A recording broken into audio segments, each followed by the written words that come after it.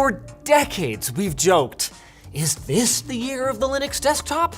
And to a lesser degree, because in spite of every monumental improvement in the competition, not to mention in spite of every Microsoft stumble, Windows remains as dominant as ever.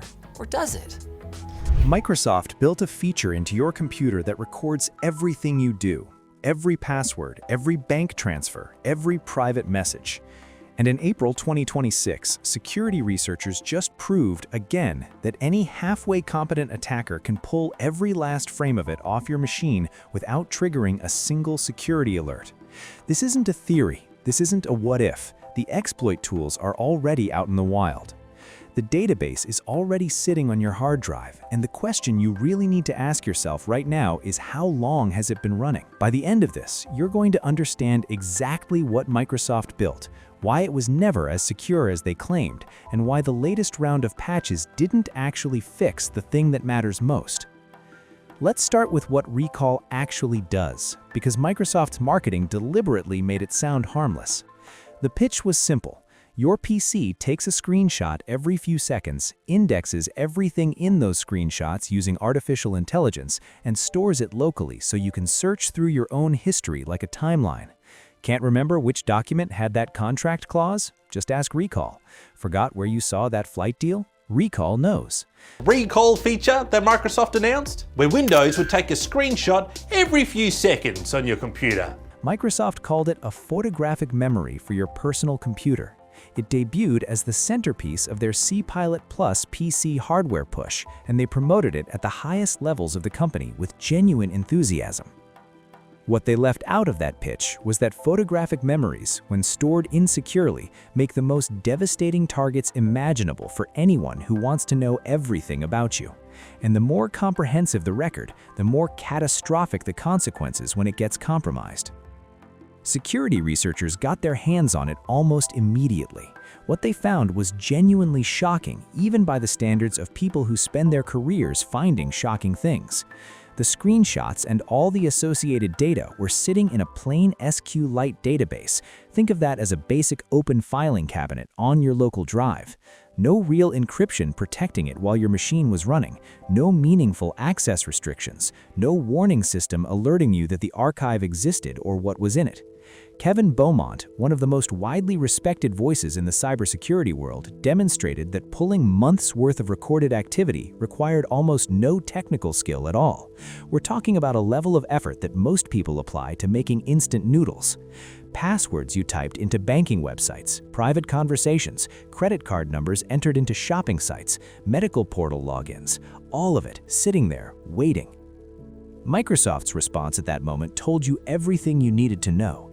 They didn't pull the feature. They didn't apologize. They published carefully worded statements explaining that the data was stored locally and that a device needed to be physically unlocked for anyone to access it.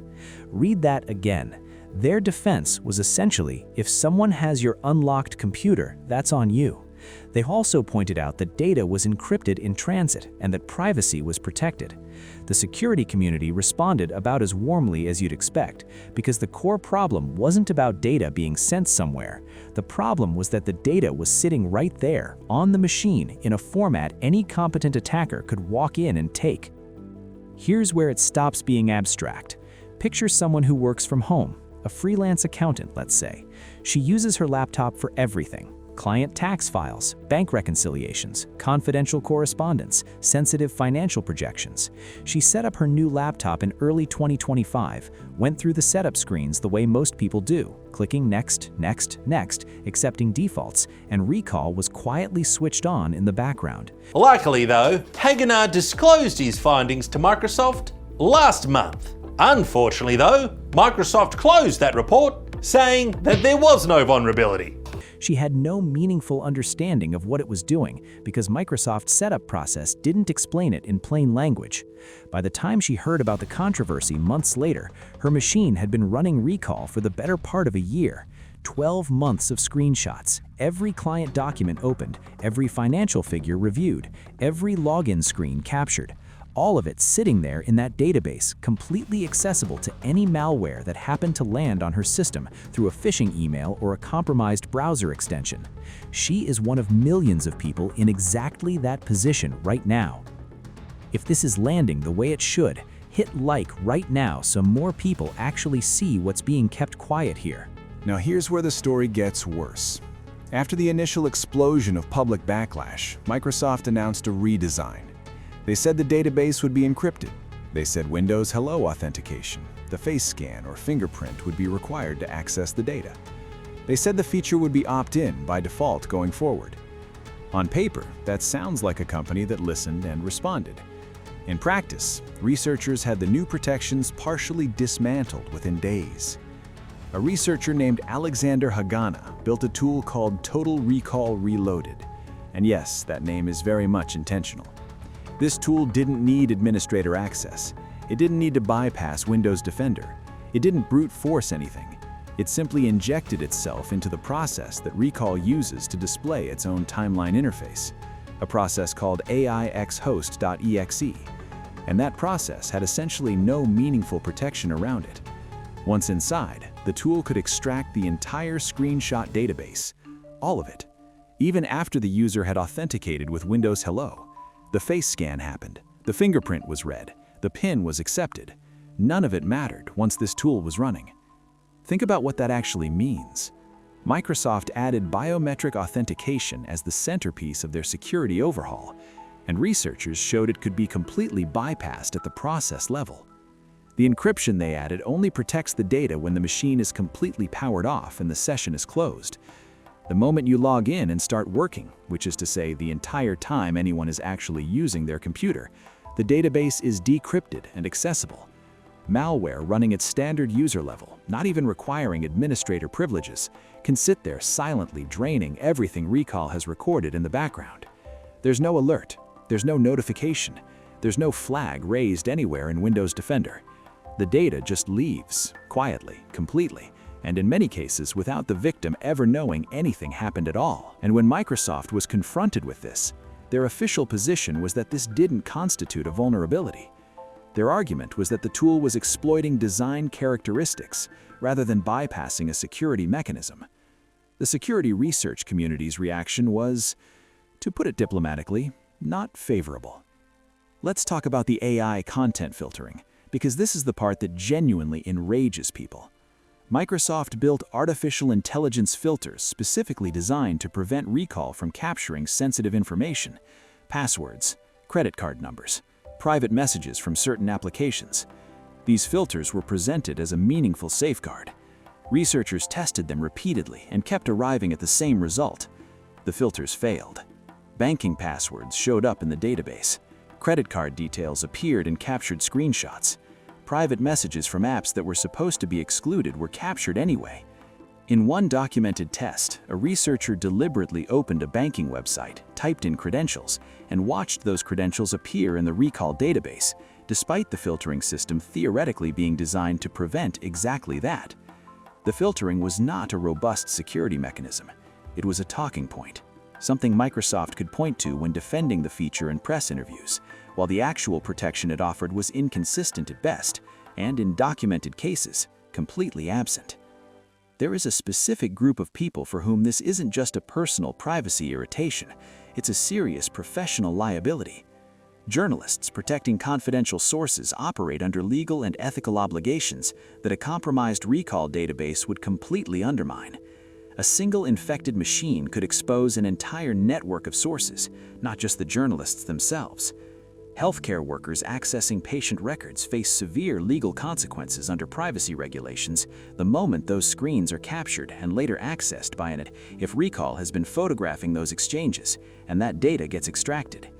Corporate executives reviewing unreleased financial information, acquisition strategies, or trade secrets are essentially creating an unauthorized record of material that in many jurisdictions carries serious legal implications.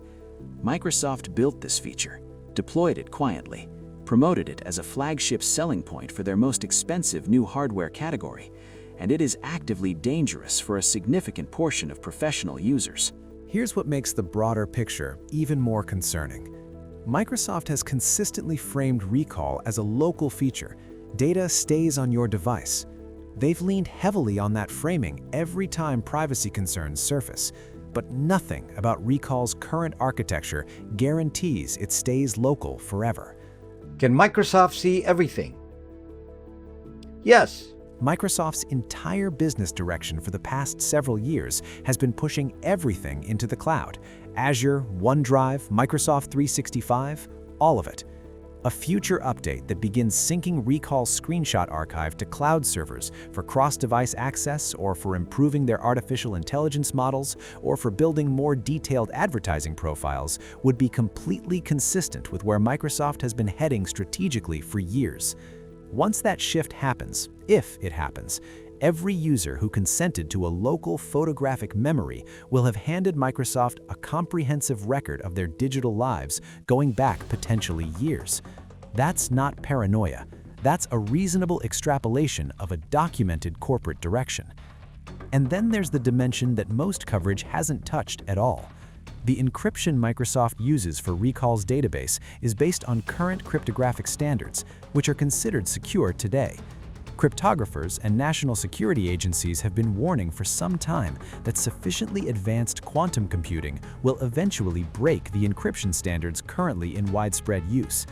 Government-level intelligence operations are already collecting encrypted data now with the explicit intention of decrypting it later when the technology catches up. A Recall database, even in its encrypted form, represents exactly the kind of high-value, long-term, richly detailed personal data worth collecting and holding onto for future decryption. The information in that database doesn't expire. A complete record of your passwords, your financial activity, your private communications, and your browsing behavior from 2025 could be just as devastating if decrypted in 2035.